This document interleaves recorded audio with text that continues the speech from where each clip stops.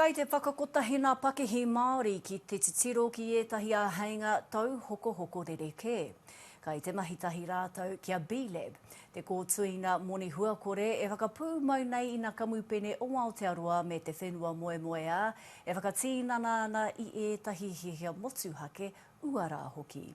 Koe nei nā huatanga āwhina i a rātou ki te waihanga i tētahi kōtuinga tauhokohoko, e tūhono wai rātou ki ētahi atu kamupene huri noa i te ao. Ana i te pūrongo a tō mātou pia o te rito, a Riria Dalton Reedy. Nau mai ki te urewera, he kai reka e rere atu ana ki ngā mākete o te ao. Kei rua tāhuna au e noho ana i Whānui a tūhoi. Ko taku mahi i tai mai au ki konei. He mahi mere o manawa hani, te parane o tā mātou mahi. Ko te pakihi o manawa hani, tētahi o ngā pakihi Māori e iwa, kei te kāhui pakihi Māori o B Corp. E whakamahi ana i mātou te tuku taonga ki rāwahi, te hoko taonga i rāwahi. He whakahuihui a mātou i runa i te kaupapa o te B Corp. We're very excited to have this initial meeting of the Māori Collective, and it's a really exciting moment. We recognise that Te Ao Māori Principles is very strongly aligned with the values of the B Corp movement. Ko Angie Ferrugia no B-Lab, te kamupene nā rātou te kaupapa nui o B Corp, e hikaka ana ki te tautoko e tētahi kāhui pakihi Māori.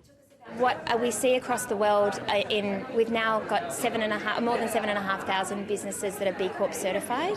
So it does open up opportunities to attract employees, to attract customers, and to build partnerships with other businesses in and outside of the Māori economy. It's only growing. I started my business about 10 years ago and there were very few of us, and now it's a thriving industry and a really good option for young Māori to get into business. Ko te pakihi Māori o awa tētahi atu e whakamanahia ana i raro i te kaupapa o B Corp, e tuku ana i o rātou rawa ki tā wāhi.